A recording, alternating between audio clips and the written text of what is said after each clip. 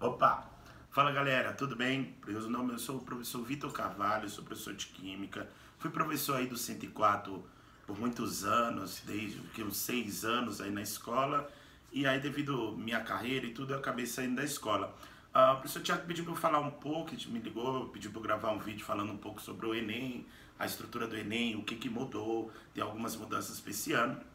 Eu vou comentar com vocês, queria estar aí, mas infelizmente minha rotina de vender minhas aulas, né, igual um escravo, acabou me impedindo de eu poder estar aí. Na verdade, eu devo estar dando aula esse horário agora, então eu gravei aqui de casa um videozinho para ajudar vocês, beleza? Então vamos lá, ó. Vou falar um pouquinho sobre a prova do Enem para vocês. Então o Enem ele acontece todo ano, geralmente em outubro, final de outubro, novembro, ali, esse ano é em novembro, a prova do Enem. E aí o que acontece? Vocês vão fazer a prova do Enem e depois tentar o ingresso dentro da universidade. E aí teve uma mudançazinha, a UNB não vai usar mais o sistema que foi utilizado todos os anos anteriores, que era o SISU. Ela não vai usar mais, ela vai criar um outro sistema que a gente ainda não sabe como vai ser, a UNB não deixou claro, só disse que não vai utilizar o SISU mais. Tá até na cartilhazinha dela do Enem. E aí, tá professor, eu vou fazer o Enem, como é que eu faço para me preparar, como é que é essa prova, como vai ser corrigida. Vou explicar um pouquinho para vocês. Então vamos lá, ó. A prova do Enem tem 5 grandes áreas: a prova de redação, a prova de linguagens, a prova de ciências humanas, ciências da natureza e a prova de matemática. Quando você fizer a prova, você vai receber, na verdade, 5 notas. Uma nota relacionada a cada uma dessas grandes áreas.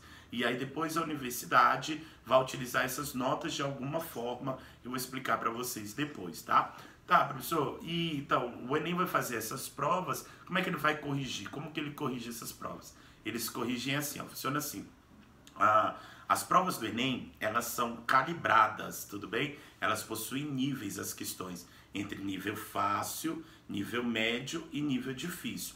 Quando o cara faz lá a prova do Enem, ele coloca uma calibração na questão. Então vamos lá, eu fiz a questão de Química e coloquei que a questão era fácil.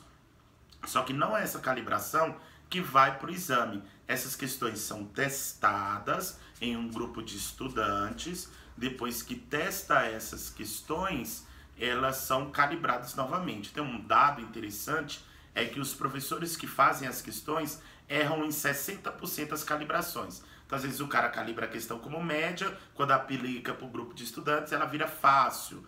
Ou então grava como difícil, ela vira média, ou fácil, ela fica difícil. Depende do número de acertos. O que interessa é o quê? Você não sabe qual é essa calibração, ninguém sabe, só o Enem que vai saber. Aí funciona da seguinte forma, ó. O Enem utiliza a teoria de resposta ao item, que é a famosa TRI, e a coerência pedagógica para dar a pontuação de cada um desses estudantes. Funciona assim, ó. Se você acertar, elas são calibradas, lembra que elas são calibradas em fáceis, médias e difíceis? Então, para você acertar a questão média, você tem que acertar a questão fácil. Para você acertar a questão difícil, você tem que acertar a fácil e a média. Então, o Enem entende assim, ó. Se você acertou um monte de fáceis e uma média dessas habilidades, e aí do nada você acertou uma difícil, e fala assim, opa, nunca acertou nenhuma questão média, não acertou as fáceis. Então você não pode acertar aquela questão difícil, ele tira aquela pontuação. Então, se você erra as fáceis e acerta a difícil, ele acha que você não sabe, então você perde essa pontuação. Mas o mesmo é no contrário. Por exemplo, você acertou um monte de questões fáceis, errou uma e aí acertou as outras, depois as médias. O Enem entende que, na verdade, para aquela habilidade, você sabe aquela questão. Você deve ter errado um gabarito, alguma coisinha que você errou. E aí depois ele te dá aquela pontuação específica lá. Tá, professor, meu Deus, então eu vou fazer a prova, eu tenho que ficar caçando as questões médias, eu tenho que ficar... Não, você não vai fazer isso. Você vai fazer a prova do Enem e responder o que você sabe, tudo bem? Ele que vai utilizar essa calibração para te dar a pontuação que você tem para cada uma das questões lá, beleza? Então você vai fazer isso daí. Meu cachorro tá arranhando aqui a mesa aqui. Esse barulho aí que se vocês escutarem de arranhado, é ele que resolveu atrapalhar. Não quer que eu grave vídeo, não. Continuando. E olha só, deixa pra lá. E aí o que acontece? Então, você vai fazer a prova do Enem, vai estudar as questões normais que você vai fazer, e aí o Enem vai ajeitar nessa calibração para determinar a sua nota lá que você tem, tantos pontos, 600 pontos, 500 pontos e tal. Só a redação é a única prova que vai de 0 a 1000 pontos. Sempre a mesma pontuação. Se você fizer a redação toda certinha, você tem 1000 pontos. Aí, beleza. Então, fiz a prova do Enem, recebi essa pontuação. E agora, o que eu faço? Depois do Enem, quando você receber as notas, você vai para o sistema, você ia, né? Para o Sistema Único, que é o SISU, de ingresso nas universidades. Só que a UNB não vai usar mais. Como é que você fazia antes? Antes você fazia o seguinte, ó. Você ia lá no site da UNB e procurava uma coisa chamada termos de adesão. Se você for tentar outra universidade, se você for tentar no Rio, ou você for, por exemplo, for usar a ESCS, né, que é a Escola Superior de Ciências da Saúde, você vai procurar lá termo de adesão. O termo de adesão, ele mostra o peso. Vai lá no Google, digita lá termo de adesão e o símbolo da universidade. Aí ele vai te dar um arquivo em PDF. Dentro desse arquivo você vai olhar por cursos. A UNB dividia assim, ó, os cursos de ciências exatas, as provas de ciências da natureza e de matemática tinham peso 4. E a prova de linguagens e códigos e a prova de ciências humanas tinha peso 2. E a prova de redação tinha peso 1. Era assim que funcionava para a UNB. E aí, o que aconteceu? E se o curso fosse de humanas, o contrário, né? O que acontece? A UNB não vai ter mais termo de adesão, porque ela não vai mais usar o SISU. Tá, então, e agora o que eu faço? Espera. Depois que você receber a nota do Enem, você vai esperar a UNB soltar alguma coisa para explicar como vai funcionar. Por enquanto, a gente não tem nada. Eu não posso te dizer nada. Ah, vai ser assim, não sei. A UNB só disse que vai criar um outro sistema. Então, não vai ter mais. Inclusive, por pais, a UNB também não vai usar mais o SISUMB, que era quando você fazia a troca do curso. Há muita gente aí que deve estar fazendo pais, que já deve ter ouvido a orientação seguinte: depois você escolheu o curso, o sistema abria 2 dias e você podia migrar de curso. Agora não pode mais, a partir desse ano não vai poder mais. A UNB não vai utilizar o SISUMB também. E como que vai ficar? Por pais vai ficar direto.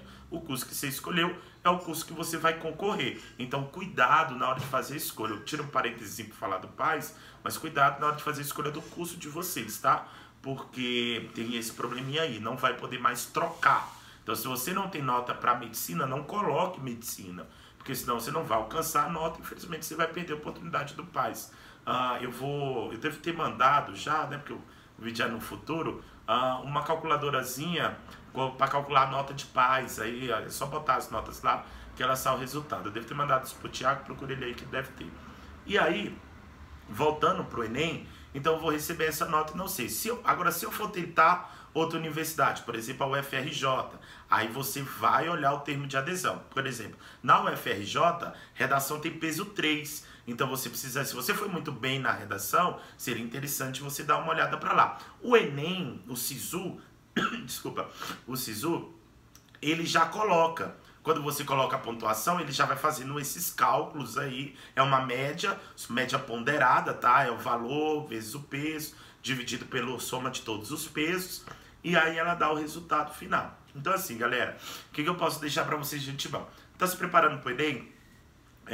Estuda as provas, faz as provas anteriores, rala em cima das provas. A gente tem eu vou deixar um parênteses aqui, assim, porque assim, o Enem, gente, querendo ou não, ele segue a postura do governo vigente.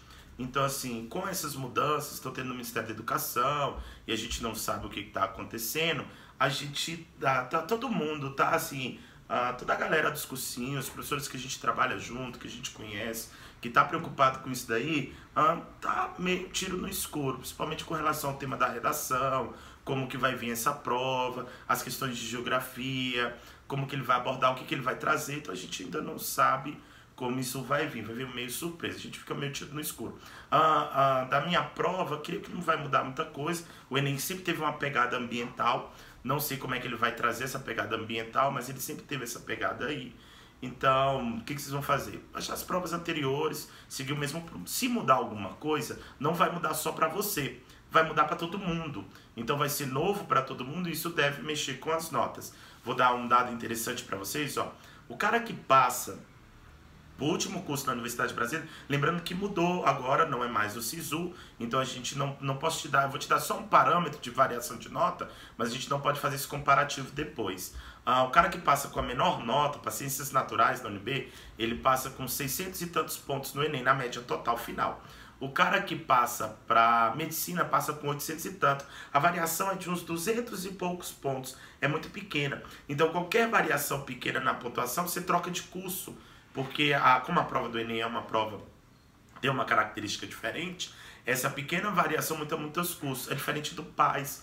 O PAS, o cara que passa por curso menor nota, o argumento é negativo. Menos 80 e tantos, e o cara que passa para medicina passa com 190, 200 pontos nas cotas da escola pública, né? Se não for na cota, é maior essa pontuação. Então você vê que a diferença de pontos ela é muito maior do que a pequena variação do Enem, tudo bem? Pessoal, é isso, ó. Espero ter ajudado. Se vocês tiverem alguma dúvida ou algum problema, pode me procurar. Pode procurar o canal do Sofá também, tá? A gente tá lá no Instagram, tá escrito @sofá do Enem. Então você pode colocar lá. E pode perguntar lá, a gente responde o direct e tal. Tem um canal no YouTube, o Sofá tem um canal no YouTube, lá tem vários vídeos, várias questões. Tem um vídeo que o professor Gil faz lá sobre os temas da redação, como construir a redação, como que vai funcionar. É bem interessante esse vídeo. Então você pode ir lá, a gente grava questões, tem muita coisa lá para vocês verem, tá? Então para você que está se preparando. E é isso, tá? Espero ter ajudado aí vocês. Grande abraço aí pro pessoal da escola. Eu tenho um carinho muito grande por essa escola, tá? Infelizmente eu não tô conseguindo ter tempo para poder ir aí ajudar vocês, tá? Mas assim, a gente vai usando a tecnologia e se virando do jeito que pode, tá? Qualquer coisa é só falar comigo. Um grande abraço, tchau, tchau, gente.